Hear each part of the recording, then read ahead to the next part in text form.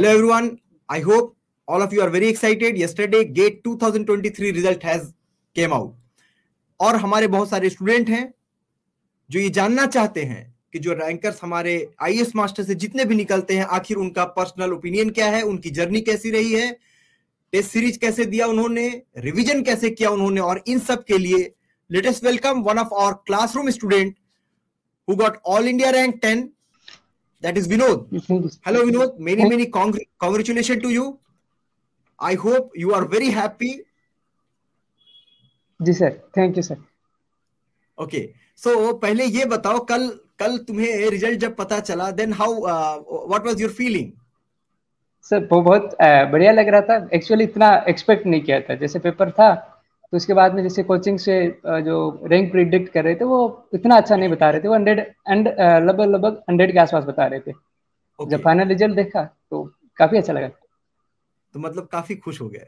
सो मुझे ऐसा लगता है कि you have interacted almost every faculty in IAS Master, isn't it?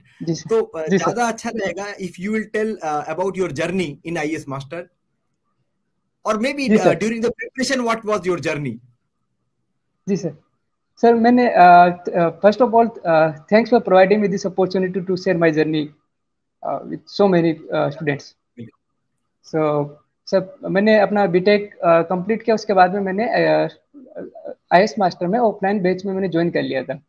लेकिन क्योंकि कोरोना लॉकडाउन लग गया था तो वो पूरा बैच हमारा ऑनलाइन हो गया था. और सर मोस्टली रिकॉर्डेड वीडियो या फिर बाद में लाइव वीडियोज प्रोवाइड करने लगे थे. तो जैसे शुरू में क्या था कि जैसे कोरोना आया तो काफी टाइम मिल गया था कि एग्जाम सब शिफ्ट हो रहे थे. तो शुरू में मेरा उतना थोड़ा होता ना जैसे थोड़ा रिलैक्स टाइप का हो गया था. तो लगभग 2020 में सितंबर अक्टूबर तक ठीक ठाक चल रहा था. मतलब क्लास में ले रहा था लेकिन उतना बहुत अच्छे से पढ़ाई नहीं चल पा रही थी. लेकिन जैसे मैंने बाद में सोचा कि बाद में शुरू करता हूँ, तो उस टाइम पे मुझे कुछ हेल्थ इश्यूज हो गए थे. तो साल भर में थोड़ा बहुत उसकी वजह से मैं बैक हो गया था. फिर जब मैंने पूरी जर्नी स्टार्ट की थी वो 2021 के सितंबर के बाद में मैंने अपना पूरा पढ़ाई शुरू किया था. और उसके बाद में मैंने आईएएस मास्टर की टेस्ट सीरीज भी ज्वाइन की. अच्छा, तो बेसिकली ये जो फर्स्ट टाइम का अटेम्प्ट था, क्योंकि तबीयत खराब हो गई इसलिए जर्नी ब्रेक हो गई. तो दोबारा हिम्मत कैसे जुटाई तुमने कि दोबारा फिर से उठ खड़े होना है और फिर अगले साल के लिए प्रॉपरली एग्जाम लिखना है प्रिपरेशन करके?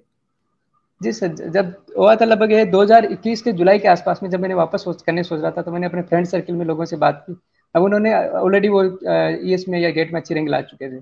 फिर मैंने आईएएस मास्टर में जैसे घनश्याम सर थे और आपसे जैसे बात की थी, तो उससे रिलेटेड काफी होता मोटिवेशन मिलता है. सर से अगर बात करते हैं तो क्या होता है अपने बेटर आइडिया दे पाता है कि किस जगह पे अपन है, कितना अपन कर सकते हैं. तो उस जगह से मुझे काफी सहायता मिली.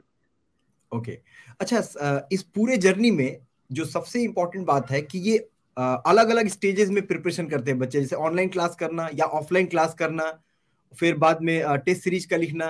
तो अलग अलग मुझे स्टेज में बताइए कि आपके ऑफलाइन क्लासेस करने से आपको कितनी मतलब सहायता मिली, और what was the competitiveness you felt about it? So देखो, जैसे ऑफलाइन और ऑनलाइन दोनों अपना कोचिंग करने का एक मीडियम हो सकता है. लेकिन ऑफलाइन में क्या होता है, टीचर के साथ में अपना इंटरेक्शन काफी ज्यादा बेटर हो जाता है.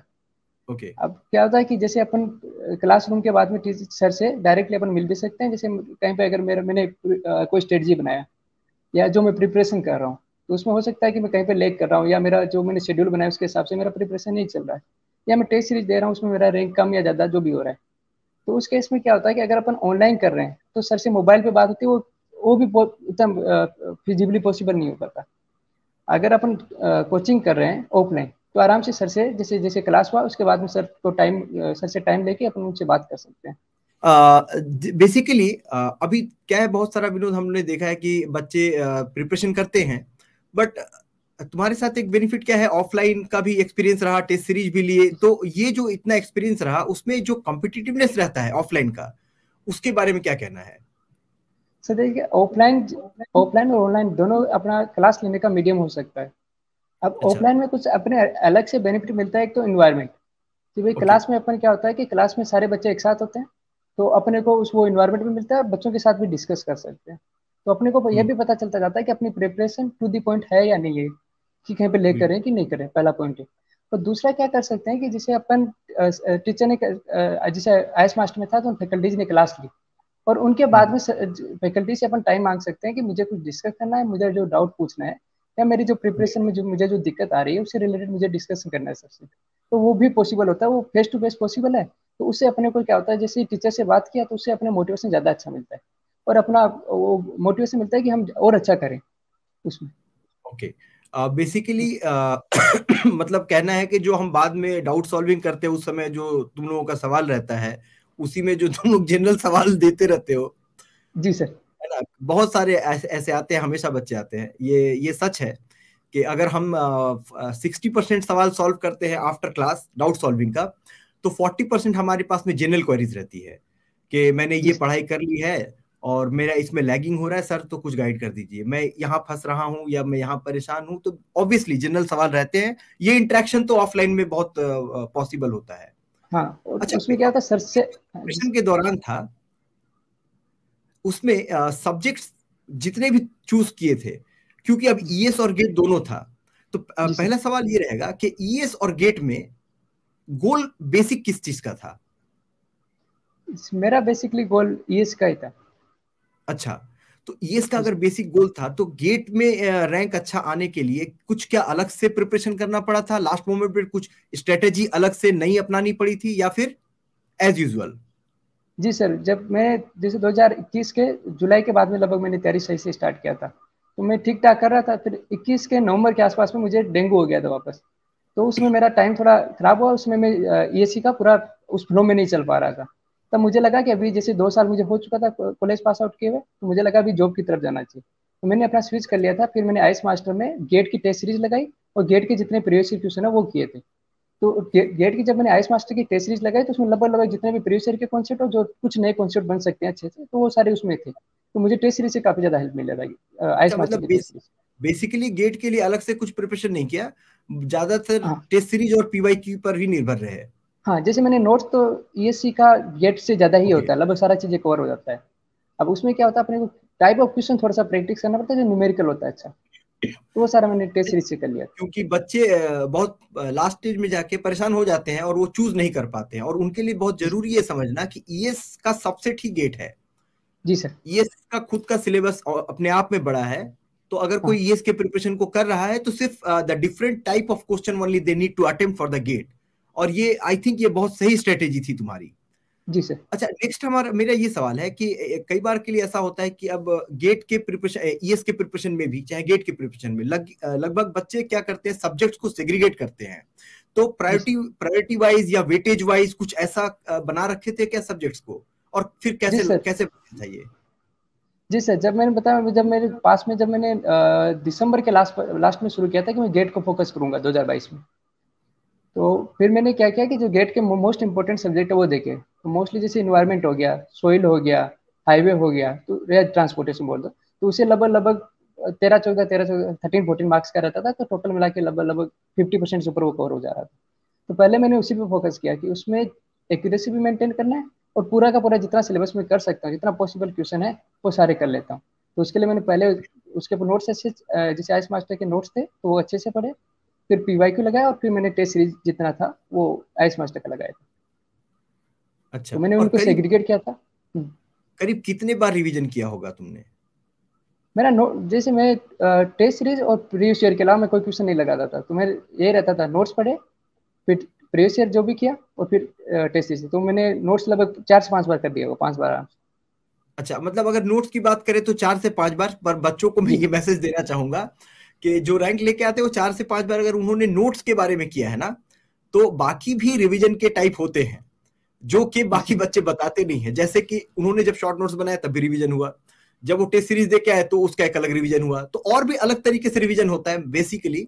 और इन सबको ऐड करेंगे तो आपका 7 8 बार कम से कम रिवीजन हो जाता है। That is good. जी sir. Next what I would like to ask Vinod, मुझे जो सबसे ज्यादा ताज्जुब लगता है, I am actually little bit sir you know happy also about you, because एक बार शायद तुम्हारी तबीयत खराब हो गई थी, और जी सर। जस्ट गेट एग्जाम के पहले, है ना? जी सर। तो कैसे वो तबीयत खराब होने के बावजूद, मुझे लगता है शायद गेट के 1 वीक पहले ही कुछ एक बहुत ज्यादा तबीयत खराब हो गई थी, जब कॉल पे बात जी कर रहे थे तुमने बताया कि शायद बहुत मुश्किल हो जाएगा मेरे लिए, कुछ ऐसा बता रहे थे। फिर कैसे, क्या मोटिवेशन था तुम्हारे पास? फिर कैसे तो डिटरमाइंड हुए कि हाँ मुझे एग्जाम लिखना है, अच्छा करना है? जैसे मैंने क्या है कि जैसे इस बार गेट का 2023 वाला गेट था, तो उससे लगभग 10 दिन पहले के आसपास मुझे टाइफाइड हो गया था। तो बुखार काफी तेज था, तो मुझे घर चला जाना पड़ा था। फिर जब मैं आया तो जैसे मुझे 20 जनवरी को हुआ था टाइफाइड, और मैं लगभग 2 से 3 फरवरी को वापस आया था। तो फिर आपसे बात भी हुई थी, तो आपने बोला कि जैसे आपका कोर्स पूरा सिलेबस पूरा कवर हो चुका है, तो आप अपने आप पे विश्वास रखिए। तो मैंने वही कोशिश किया, लेकिन फिर भी जैसे होता है ना, मन में वो रहता है कि हाँ कुछ ना कुछ तो गड़बड़ हुआ है। तो फिर मैंने क्या हुआ, लगभग 7 या 8 फरवरी को ट्राई किया कि जैसे गेट 2021 का सॉरी 22 का जो पहला वाला पेपर है वो मैंने नहीं देख रखा था। वो मैंने सोचा कि लास्ट दिन में मैं उस पेपर को देख के फिर जाऊंगा, क्योंकि वो एक्चुअल गेट का पेपर है। तो मैं उस पेपर को लगा के देखते हैं कि भाई कैसा रहता है। तो जब मैंने उस पेपर को लगाया, मुझे काफी अच्छे मार्क्स हो गए थे, और वो काफी कम टाइम में मेरा पेपर भी हो गया था। तब मुझे लगा नहीं, हाँ कर सकते हैं अपन, थोड़ा बहुत लेक होगा, क्योंकि वो प्रैक्टिस में लेक हो गया है मेरा। टेस्ट सीरीज जैसे टेस्ट सीरीज का कंटिन्यूएशन छूट चुका था उस टाइम पे, तो उन सबका थोड़ा बहुत लॉस हुआ, मुझे मेन पेपर में भी हुआ था, लेकिन फिर भी ठीक है। तो उससे मुझे कॉन्फिडेंस वापस मिला कि मैंने गेट का जैसे पेपर दिया, उससे लगा कि हाँ नहीं कर सकते। पर मैं इसके अलावा भी सभी बच्चों को ये बताना चाहूंगा कि विनोद ने ये बात जरूर कही है कि इसने हिम्मत जुटाई और फिर से इसने एग्जाम दिया, और ये एडमायरेबल है, बहुत अच्छा है। लेकिन साथ ही एक बात और समझने वाली है, जो ह्यूमन नेचर है, क्योंकि ये फील कर रहा था कि शायद मैं कहीं मिस कर रहा हूं, थोड़ा सा मिस कर रहा हूं, और उसका एक छोटा सा एग्जाम्पल मैं अभी रिप्रेजेंट करना चाहूंगा। याद विनोद, आई होप तुम बताओगे कि वो 3 सिली मिस्टेक्स जो तुमने एक सर्वेइंग में किए हैं, और एक तुमने शायद स्ट्रक्चर के प्रॉब्लम में किए हैं, जो नंबर में लिखने में, and I hope just wait I remember it, एक तुमने और सॉइल में किया है शायद। तो ये तीनों सिली मिस्टेक्स आई थिंक तुम्हें नहीं, इन्वायरमेंट में, that is from the labs rate, और मुझे लगता है ये तुम्हें बच्चों को जरूर बताना चाहिए। जी सर, जैसे सर्वे में एक क्वेश्चन था, स्केल वाला क्वेश्चन था, तो उसमें कुछ दिया हुआ था कि 3 सेंटीमीटर टू 6 किलोमीटर या जो भी क्वेश्चन में था। तो उसी मैंने स्केल निकाला तो 20,000 आ रहा था, मतलब रिप्रेजेंटेटिव फ्रैक्शन अपन निकालते हैं तो 20,000 था।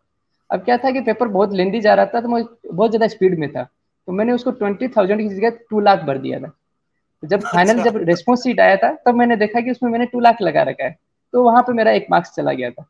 फिर एक जैसे लैप्स रेट से रिलेटेड क्वेश्चन था, तो उसमें simply del T by del Z दिया था, डाटा दिया था T1 T2 और Z1 Z2।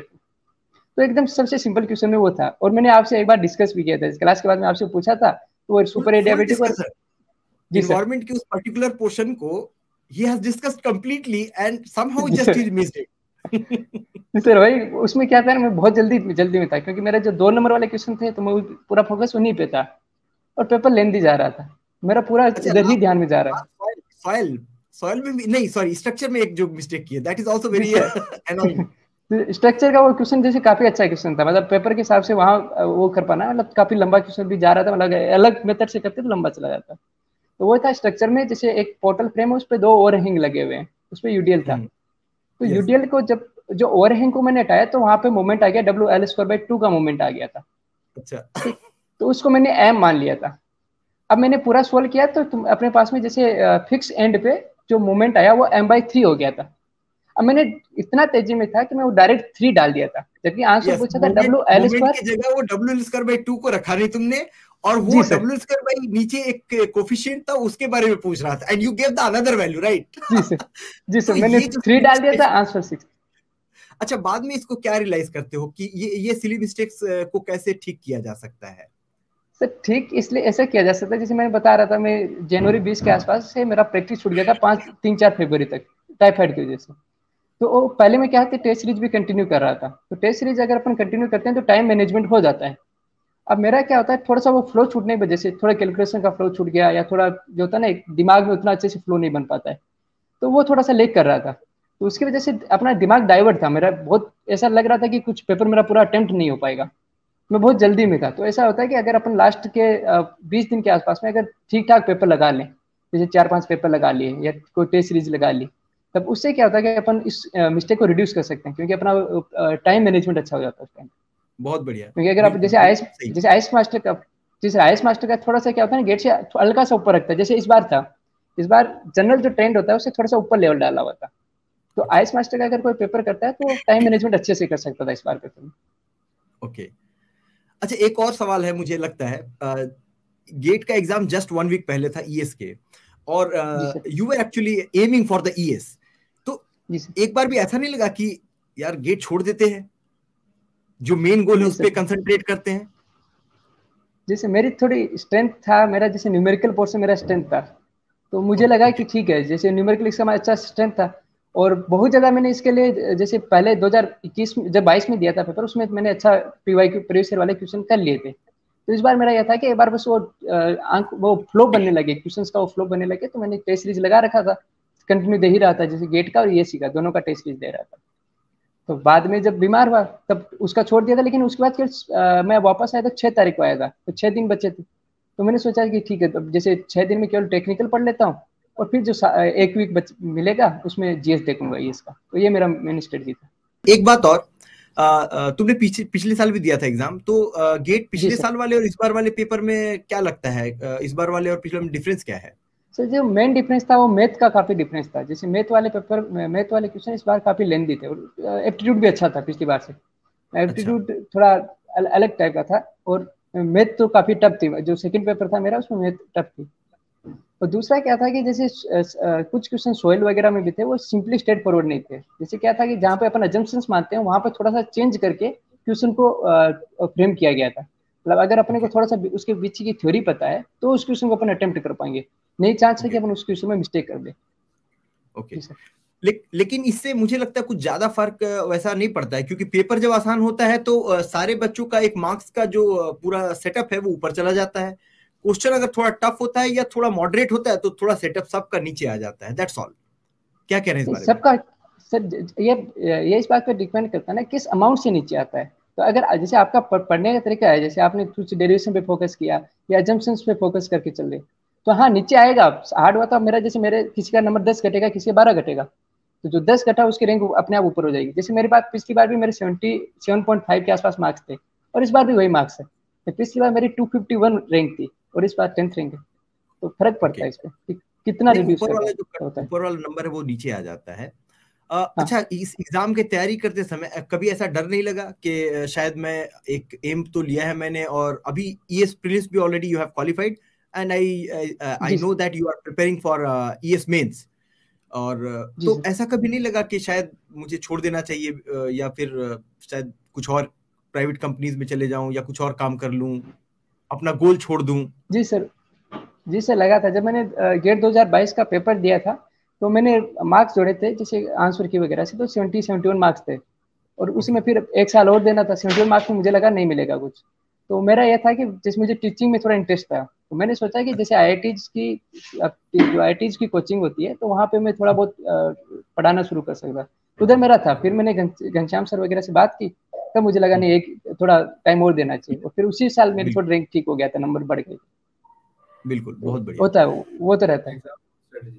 अच्छा, एक और लास्ट है जो मैंने अभी बाकी से पूछा नहीं था, मुझे लगता है कि तुमसे जी जरूर पूछना चाहिए। जी एग्जाम सर। हॉल में क्या स्ट्रेटेजी अपनाई थी तुमने?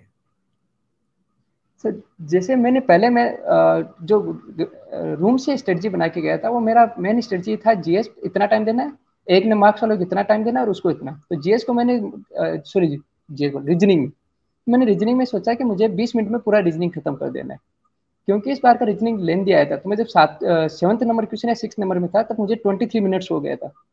तो वहीं से मेरा थोड़ा सा गड़बड़ हो गया था। मुझे लगा कि मैं टाइम से ऊपर भी चला गया और क्वेश्चन भी नहीं हुए। तब मैंने तुरंत स्विच किया, और मैंने क्या हुआ कि 1 मार्क्स वाले देखे। फिर 1 मार्क्स ओके, वाले में ज्यादातर MSQ डाल रखे थे, तो वहां मेरा 10 मिनट ऐसे ही गया था, क्योंकि वो होता ना कि अचानक पेपर काफी काफी अलग था। फिर मैं थोड़ा सा आराम, थोड़ा सा लिया सांस। मैंने सोचा फिर कि ये जो पेपर है वो वास्तव में काफी टफ था। तो वहाँ पे थोड़ा सा ऐसे रियलाइजेशन करने में टाइम लग गया, और बाद में मैंने धीमे धीमे अपना, ये था कि एक्यूरेसी पे ध्यान दे रहा था। सो विनोद, मुझे लगता है कि अ, इस रैंक के आने के बाद जो तुम्हारे जूनियर्स होंगे तुम्हारे कॉलेज के, वो जरूर खुश होंगे और इनफैक्ट वो देख के प्राउड भी फील करेंगे। तो उन लोगों के लिए कोई ऐसा मैसेज है जो तुम देना चाहोगे? जी सर, जैसे अभी गेट के थ्रू, जैसे गेट 2022 या अपन 23 ले लें, उसके थ्रू काफ़ी ज़्यादा अपॉर्चुनिटीज़ आ रही है। मतलब काफ़ी ज़्यादा PSU जो उसके थ्रू रिक्रूट कर रही है।